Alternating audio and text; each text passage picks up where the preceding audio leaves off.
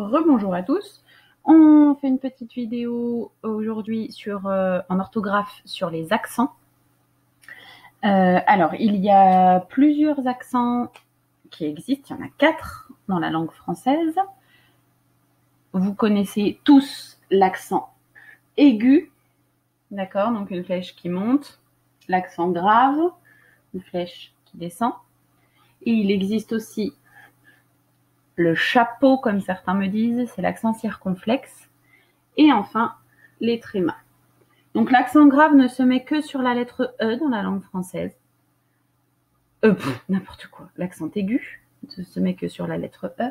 L'accent grave se met aussi sur la lettre A et sur la lettre U. J'ai vraiment fait des toutes petites lettres, j'aurais pu les faire plus grosses. Mais sur le A et sur le U, ça ne change pas le son de la lettre. L'accent circonflexe sur le E, il fait le même son que l'accent grave, c'est-à-dire le son est, tandis que l'accent aigu fait le son et. D'accord? C'est important de bien distinguer et est.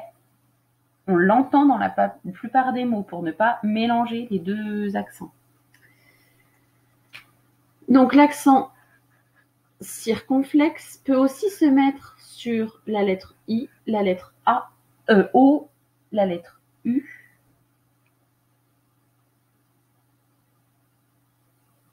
Et la lettre A. Voilà, sinon j'aurais dit des bêtises. Et il a pour, comme c'est sur ces lettres-là, il va pas changer le son, mais par contre, il va rallonger le son. D'accord? Donc, au lieu de dire I, on va dire I quand il y a un accent grave, un accent circonflexe dessus.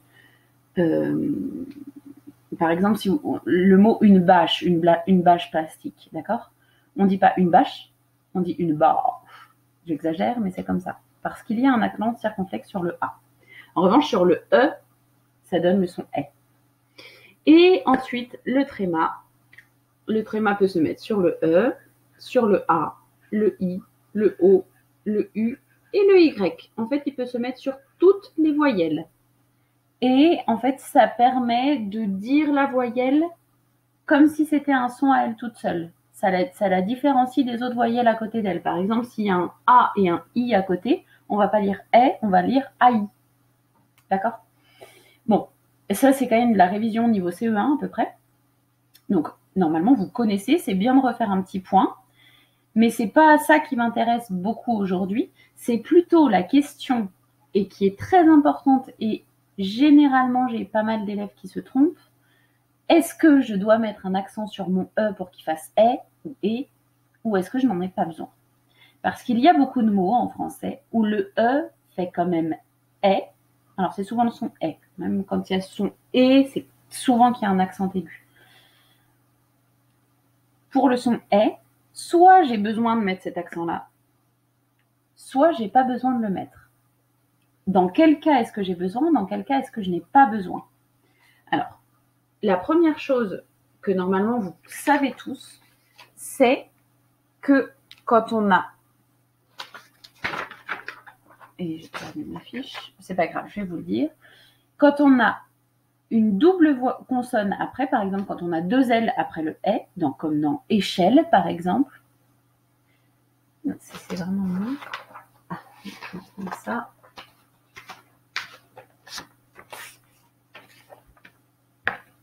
Bon, je suis désolée, petit problème d'organisation. Donc, je disais, quand on a une double lettre, donc par exemple, on a 2 L dans le mot belle, par exemple. Ce E-là, il fait le son est. Mais comme il y a 2 L derrière, je n'ai pas besoin de mettre d'accent. Que ce soit 2 L, 2 S, 2 N, 2 T ou je ne sais quelle autre lettre, tant qu'il y a 2 lettres derrière, 2 mêmes consonnes, je n'ai pas besoin de mettre d'accent. Et il y a un autre moment où je n'ai pas besoin de mettre d'accent, c'est quand on est derrière un X. Si je vous mets le mot exemple. Ce E-là, il fait bien est. Il devrait avoir besoin d'un accent grave, mais il n'en a pas besoin parce que derrière, il y a un X. Quand il y a un X, ou quand il y a deux consonnes identiques, ça s'appelle des consonnes doubles, quand c'est deux fois la même consonne, je ne mets pas d'accent. Il y a encore beaucoup d'élèves qui me les mettent, malgré le fait qu'il y ait un X ou deux F.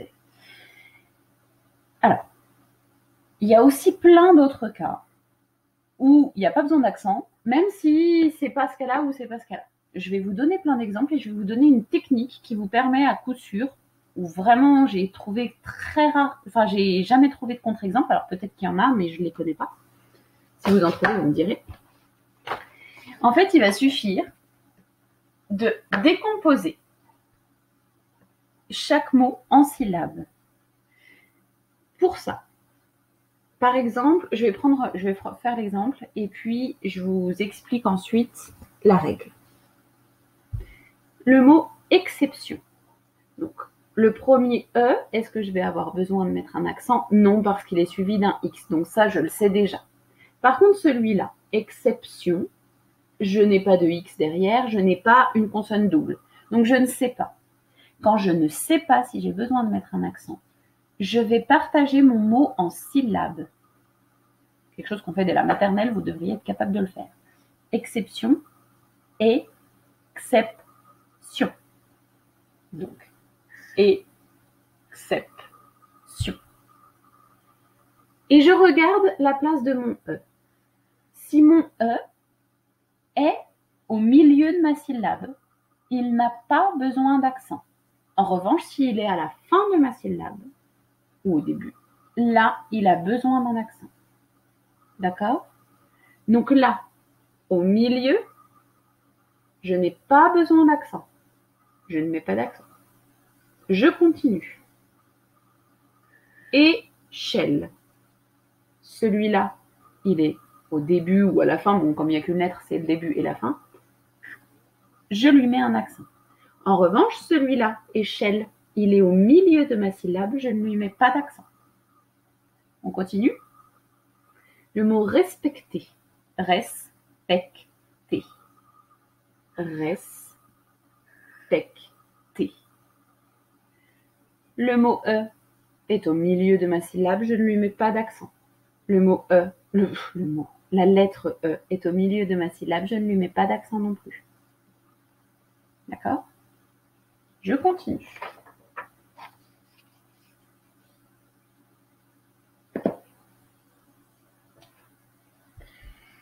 Le mot élève.